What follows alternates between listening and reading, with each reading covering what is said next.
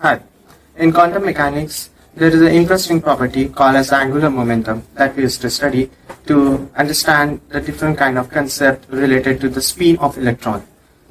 Now, let's discuss about the content that will be going to follow in our video. So first we'll discuss about the introduction, then later on we'll discuss about some little idea about angular momentum, and later on we'll discuss about the commutation relation, and finally we'll discuss about the angular momentum matrices. This is a major topic in this video. Now let's discuss about the basic idea of the momentum. So in classical mechanics, there are two different kinds of momentum that we used to study. The first one is the linear momentum and the second one is the angular momentum. So in linear momentum, motion is a translatory motion. So if we are going in a straight path, and we used to call it as a translation motion. So that kind of idea being associated with the linear momentum. And when the motion is rotational, okay, so like Earth is moving around the sun. So these all ideas being associated with the angular momentum. So why we study angular momentum? Angular momentum is actually been associated with these different parameters or different properties which have been consolidated in the field of quantum mechanics, which includes the spin of hydrogen atom and various kind of properties like small particles we used to study that how they behave in quantum world. Now let's discuss about the commutation relation in angular momentum. So consider a small particle which is moving in quantum world, and we can represent it in three-dimensional form: Lx, Ly, and Lz. Okay, angular momentum are being denoted by the variable L, and linear momentum is being declared as vector p. Okay, so consider a small particle, okay, which has been moving in quantum world. So this is just a simple, basic commutation relation. I'll not go in proof. Okay, so first property is about when we consider the Lx and Ly coordinates of any system. Okay, then we get IH cross Lz. When we consider the system of Ly and Lz, then we get IH cross Lx, and similar for the IH cross Ly. So this is just a basic consideration that we have made. After that, we used to get this particular result, which is the commutative result. So that is Ly Lx is equal to minus IH cross Lz. Lz Ly is equal to minus IH cross Lx, and similarly for Z coordinate as well. Till now, we have discussed about the introduction, angular momentum, some general ideas about the angular momentum. We have discussed about the commutation relation. Now we'll proceed for this particular topic. And to understand this topic, I invite Mr. Amit Pandey, and we'll proceed further.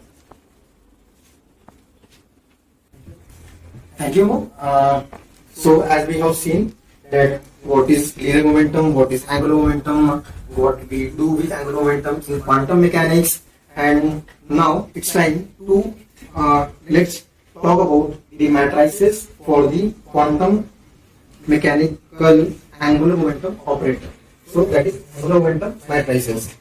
So let's start by writing the basis for the J, that is angular momentum matrix.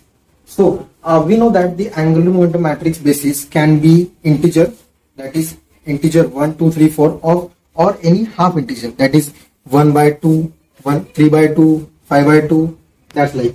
So J, the matrix equals to get small j m are the bases. If j is equal to 1 by 2, then we can write j equals 1 by 2, 1 by 2, then j equals 1 by 2 minus 1 by 2. You can see that here, that is, if it is 0, then it is 1, then minus 1. Same way, that is, if I take j is equal to 1, then I can write just like 1, 1, 1, 0, then 1 minus 1. Okay, same. So let's move writing a get vector, that is 1 by 2, 1 by 2, then 1 by 2 minus 1 by 2. This is our 1, this is our 2. Then writing a bra vector, that is j equals 1 by 2, 1 by 2, and j equals 1 by 2 minus 1 by 2. This is our ket 1, this is our ket 2. These are our bases. Okay, then writing a matrix for j plus, will operate these things. We'll proceed for this. Okay. So writing ket 1 1 operating on j plus, then 1 2. Similarly 2 1 j plus 1 1. Again 1 1 operating on j plus 1 2. Then 2 1 operating on j plus 1 2. Then substituting these values, you can see here 1 by 2, 1 by 2, 1 by 2 minus 1 by 2. So these values we see 1 by 2, 1 by 2 operating on j plus, then 1 by 2, 1 by 2. Putting all these value, we'll move forward. That is j plus is now operating on the basis. So we have a formula which acting as under root j, j plus 1 minus m into m plus 1 into h cross into j m. So for substituting these values, we get j equals 0, and then for j operating on 1 by 2, 1 by 2, we'll get substituting values 1 by 2, then 1 by 2 plus 1, 3 by 2, then again minus 1 by 2. Sorry, here. This is for 1 by 2 and 1 by 2. Okay. These are the values are now. So 1 by 2, okay, minus 1 by 2 and 1 by 2 plus 1, 1 by 2 into h cross.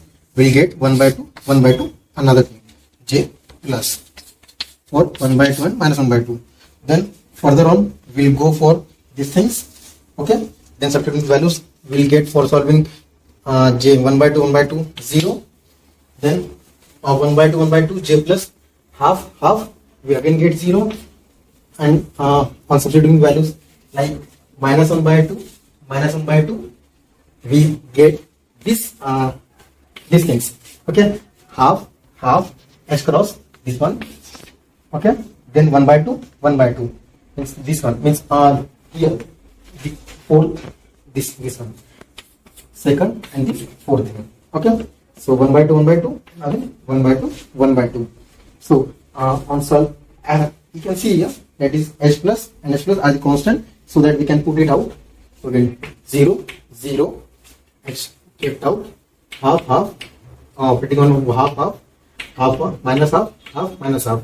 So on calculating this, we'll get 0, 0, 1 and 0. So we have forgot one thing, that is we have h is constant, so I kept it out.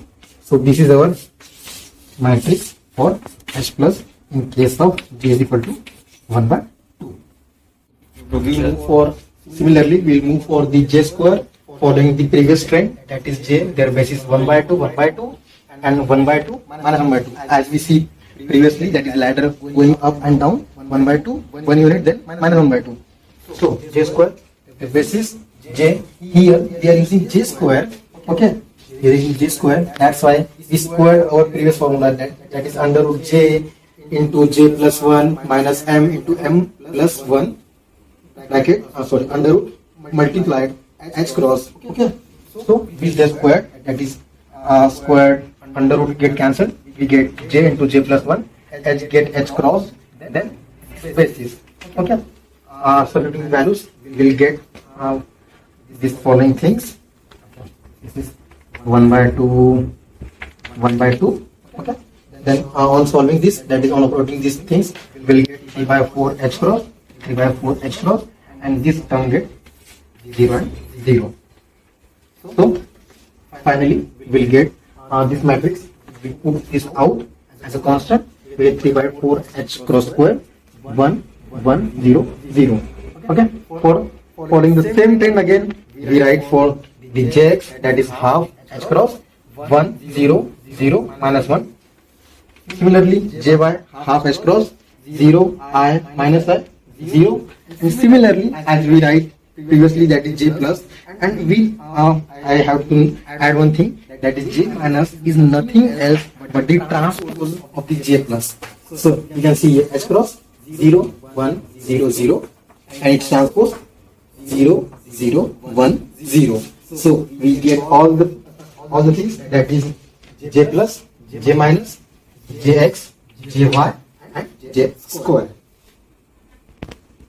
So here we have completed all the matrices for j square, jz, j plus, j minus, jx and jy.